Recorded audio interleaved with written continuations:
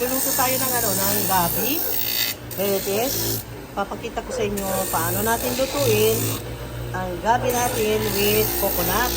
Ang sahog niya ay meron tayong tuyo. Ito yung pampaalat ko. Sahog natin, meron akong liempo na maganda dito. Ito. Yung pork liempo.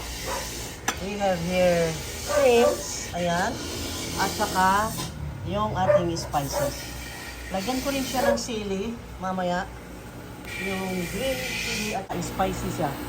Ayan. Para siyang tuloy maging Bicol Express pero hindi. Dahil ito ay lutong Boholano. Dahil Boholano because of the galing sa bukid ng Bohol. Ayan. Ito yung guys.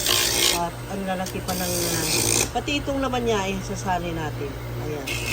Okay. So, i-prepare ko na yung mga ingredients and then umpisa na natin. Tanggalin lang yung balat. Peel off that green there sa stem. Ganon. Ganon lang kasimple ang magluto ng gabi. Ayan, oh. Nakita mo? Tanggal yan. Lahat ng ganyan. Dahil ito'y matigas, makunat, hindi yan kinakain. At magbibigay din ng kati. Oh, ayan. Ganun lang. So, at yung na-peel off ko na, ay binabad ko siya sa ito. As usual, ay nililinis ko siya sa baking soda. Itong dami ng tubig, nilagyan ko siya ng 1 tablespoon of baking soda. Ayan, nakababad lang yan. Okay? Mamaya banlawan. Ganon. Banlawan na natin yung binabad nating baking soda. Uy, wala. Ayan.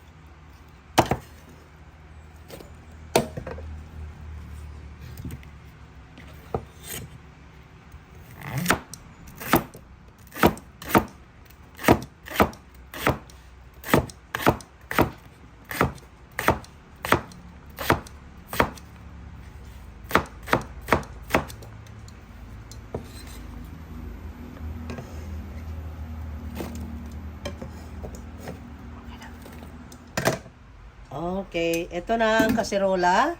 Open na natin. I-prepare na natin yung ating lulutuing gata.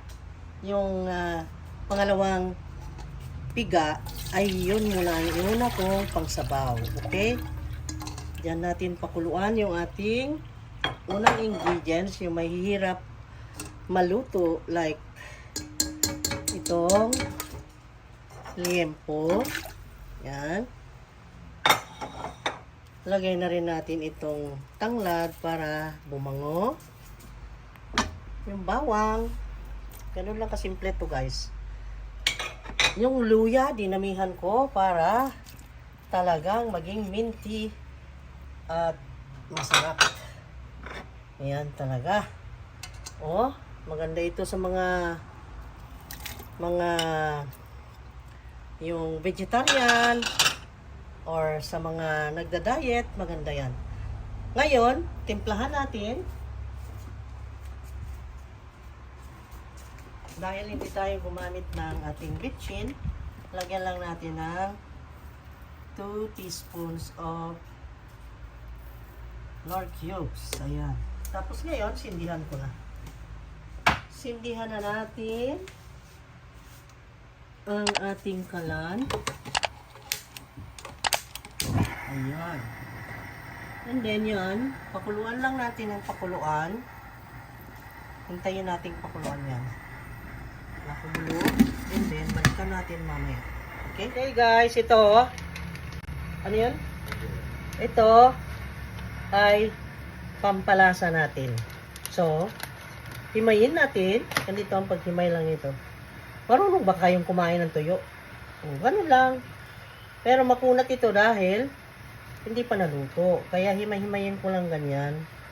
Kumbaga, pwede lang sana durugin eh. Parang pinakabagoong natin kasi walang bagoong. Ito na lang. Okay? Tuyo. And then, ganyan. Maliliit. Para sa ganun yung lasa niya ay makuha. And then, nilagay ko sa strainer na kasama ng ating pinapakuluan. Para yung lasa ng isda ay ma-spread. Doon sa sabaw na may gata. Kaya malasa yan. Maglagay tayo ng dalawa guys, na tuyo. Ayan, kumbaga nilasog-lasog lang natin yung tuyo. Ayan, nakakaawa no, nilasog-lasog. Ayan guys. Oh, way together with para lang makuha yung lasa niya. Ayan. Oh, maalat yan di ba? Dahil tuyo. Inilagay ko dito sa strainer. Kung yung lagayan ng tea pwede rin para lang hindi siya sumama directly. And then, ilagay natin doon sa ating sabaw. Oh, may nakikialam dito ang aso. Oh. Ang cute naman ni Taipan. At ito, lagay ko dito. Para pag kulo mamaya, ay kasali siya. Ayan. Pero be sure na malinis yung strainer ha. Ayan. Pag kulo niyan, makuha niya yung lasa ng ating isda. Ayan. See? Ganun lang. Dito, meron ako nakalimutan na ipakita sa inyo. Ito yung sabaw ng nyog na ginadgad dito kanina. Sabaw lang nyog guys. Isali natin sa sabaw. Isa pang magpalasa. At para dagdag na rin. Dahil marami tayong kakain. Okay? So, yun. Hintayin lang natin kumulo. And then, let's put the gabi. Ayan guys, nakikita ko from here. Kumukulo-kulo. Ayan. Pero ito, tandaan, mainit yan. Kaya kailangan natin ng ayan. Huwag mong hawakan directly kasi ito ay mainit. Kunin natin yung lasa ng tuyo. Masarap yan. Okay. Okay. And then, pagkatapos nito, ay ilagay na natin yung gulay, the main dish. Main ingredient. Ito na yun. Ito na si bida. Ilagay natin dyan. Ang sikreto raw nito guys ay hindi raw natin gagalawin. Hindi natin gagalawin yan hanggang pagkaluto. So, orasan ko siya. Tagalan natin ang pagpakulo nang sa ganun ay hindi na kumati. Okay? Tagalan natin ang pagpakulo. Okay? Yan lang yan. Pakuluan ng pakuluan. Pakuluan ng pakuluan at lagyan ko rin ng asin. Dahil alam ko kulang yun. Yung asin, maybe 1 teaspoon lang. Ayan. Tapos, ayan. sakit. Okay. Nakalimutan ko ilagay yung sili para habang naluluto ay may sili na. Oh, yan na. Huwag nating kurawin or haluin. Ganyan lang yan. Hanggang kumulo ng kumulo. Hanggang maluto. Never to stir it. Okay? So, let's just wait. Okay? Pinakuluan natin ng 30 minutes. Ngayon ay mukhang natuyo yata. Ito na yung kakanggata. Yung concentrated na coconut. Ito na. Yung strainer na ginamit ko ay yung may tuyo. Para sa ganun ay dumaan doon yung sarap ng tuyo. Ayan. Oo, sarap. Tapos, lagyan natin ng konti pang sabaw. Kasi natuyo. Natuyo guys. Natuyo siya. And then, pakuluan uli natin. Pakuluan uli natin. Walang stirring. No stirring. Okay. Then, pakuluan uli natin. One. This time, we will put the shrimps sa ibabaw. Yan, maluluto na siya dyan. Sabay-sabay ng maluto. At ang sarap niyan mamaya. Okay. Hintayin. Play. Kumulo na. Tikman ko lang kung okay ba ang alat. Pero surely, luto na yan. Uy, kita na ako. Okay, ayan na guys. Hindi natin kinuraw pero kulang siya ng alat. That's why lagyan natin ng alat. Ang tabang. Hindi matabang na as in matabang na walang lasa. Matamis-tamis. Manamis-tamis na malasa rin. Kaya lang kulang ng alat. Ayan. Matabang siya. As in matabang sa alat. Pero yung sarap niya. Naku, sarap. Sobra. Yummy. Final touch. Eto na ang final touch. Okay, dalian natin dahil nagtatakam-takam na yung pandulo. Nandun sa likod, Naka-smile doon, ko. Nagutom. Okay, yan. Okay. Ayan na. Okay. Takpan ko muna, Pakuluan for another 3 minutes. Okay? Ayan, patayin ko na, It's time to eat now. So, before eating, ay i-finalize natin ang lasa, kung okay ba. Look at this. Oh, wow. Wow, di ka matatakam yan.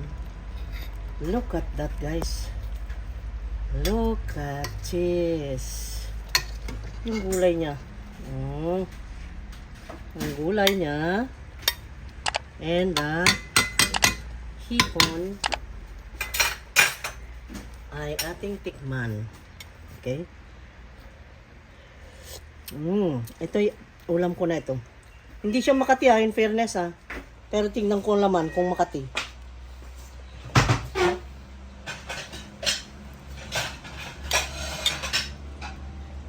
Ang sarap, hindi Makati! Yes!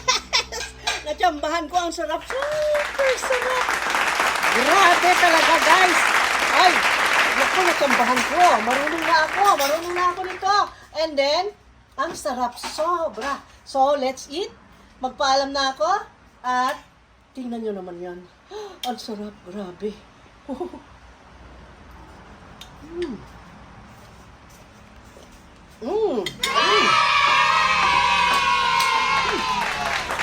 Hindi siya talaga Makati. Ang sarap siya talaga. Perfect. Okay. Thank you, Lord God. Ayun. Log. Okay. Let's go. Okay, guys. Thank you so much for watching. Sana naman ay naibigan nyo itong ulam na ito na aking i-prepare para sa ating lunch. Walang kakati-kati.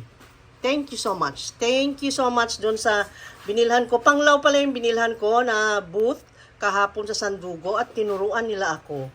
And it's good. Thank you, Lord. Thank you. Bye-bye. Thank you, everyone. Bye-bye.